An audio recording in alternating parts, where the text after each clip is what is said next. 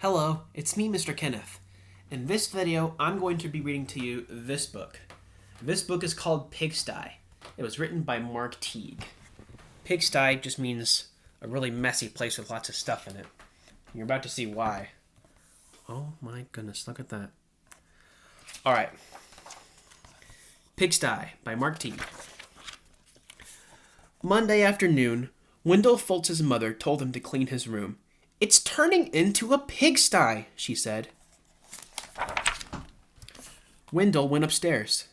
Much to his surprise, a large pig was sitting on his bed.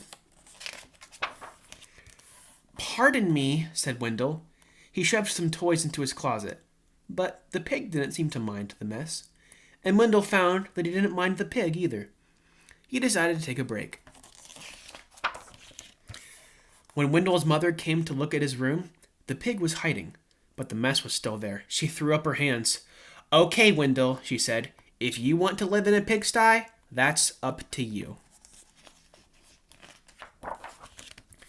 Wendell could hardly believe his luck.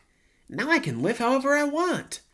He didn't even worry when he came home on Tuesday and found a second pig in his room. The mess had grown a bit worse, but he was able to jam most of it under his bed. "Pigs are all right," he said, "as long as it's only one or two." In fact, they had a wonderful time. They played Monopoly until late each night and left the pieces lying all over the floor. They're not cleaning up after themselves. They had paper airplane wars and pillow fights. The bed became a trampoline. Uh-oh. Then 2 more pigs showed up. The mess just grew and grew. That night, when Wendell went to bed, the pigs were lying everywhere. They rolled up in his blankets and hogged his pillows too. Wendell told himself he didn't mind, but then he found some hoof prints on his comic books. Uh-oh. And Friday, when he got home from school, he saw that someone had been sitting on his basketball. And his baseball cards were chewed. Ugh. "That does it," said Wendell. "I've had enough." He ran downstairs to tell his mother. "Sorry," she said, "but your room is your responsibility." She handed him a broom.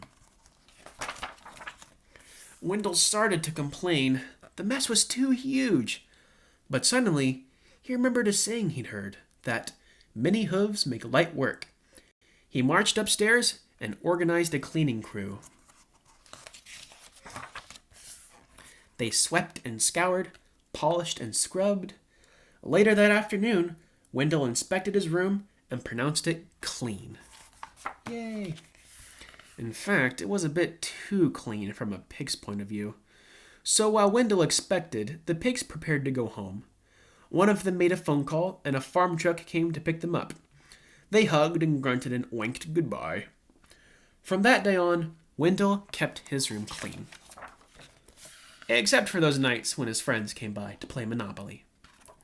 The end. So Wendell learned that if you don't keep your room clean enough, things are going to start to get messy and broken, and it's just not a good time. I'm going to teach you the sign language for the word pig. It's easy. You just put your hand under your chin and you flap all your fingers together like this. This is the sign language for pig. Thank you for listening to my story, Pigsty. I will see you next time with a new story.